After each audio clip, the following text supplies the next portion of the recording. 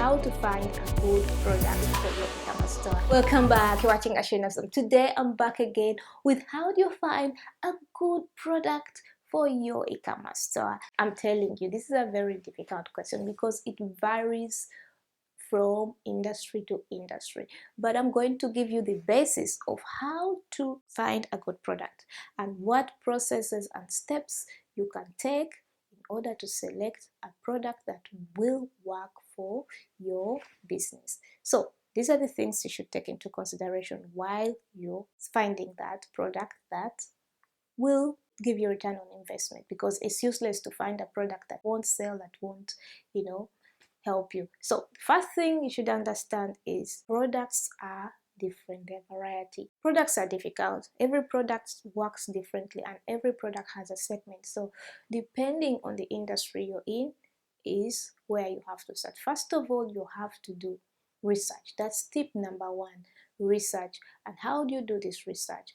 Research number one, you have to do keyword research. When you do keyword research, you see exactly the search volume of the product you're thinking or industry that you're thinking of penetrating. So that's where you have to start.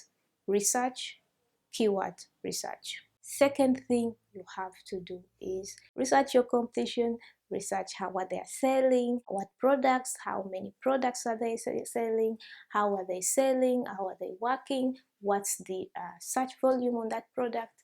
Yeah, the third thing you should think about is look at the market, because the market decides. Because if this product is already on the market or isn't on the market and you're trying to bring in a new product, then you hardly have any data to do your research.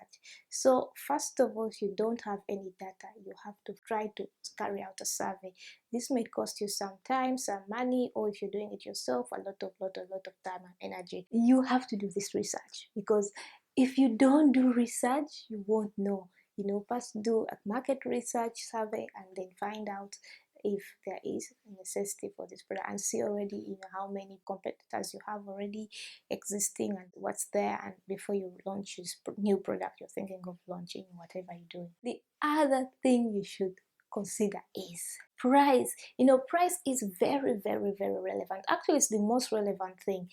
The thing is, sometimes you have to understand the buying power of the economy, or the buying power of the location where you're selling this product, because the GDP of that country may be high, but may be very difficult for these people to spend all this money, maybe a luxury product, and yet there are also other essentials. Like here in the Netherlands, GDP is very high, but when you look at the average person's earnings, it's really difficult for a person to buy a luxury product that's, like maybe a scarf of 200 euros, because by the time an average person check comes in, it's like spent 90%, and the only money that's left is, like maybe 200 euros just for savings and doing nice things, maybe going to the movie. So there isn't anything left to buy something worth 200 euros. So think about the GDP, because sometimes people say, yeah, country is very rich, as the GDP is high and the buying power will be there. Don't assume, because I made one of these mistakes. I launched a very expensive product and I know there is a market for it, but the market is like maybe 2% of the population can afford one of the products I launched on my e-commerce store. But for most of you there, you can also think about what's the best product to launch, what's the best price, because the price is very important. If people cannot afford it, you won't be able to sell it however beautiful it is. Yeah, so those are the things you have to consider while choosing a perfect product for you that will sell. The other thing is you should understand the necessity of the product, because if the product isn't needed, why do you think people are going to buy it?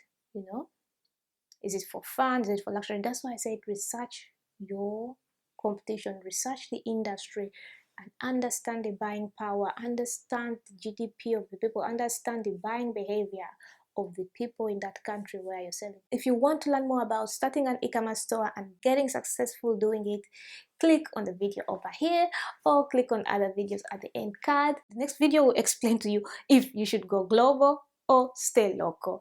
And most of you are wondering, yeah, why would I want that? But this is very important for your business, whether you're in service business, whether in your product business or e-commerce business, doesn't matter which business you're in.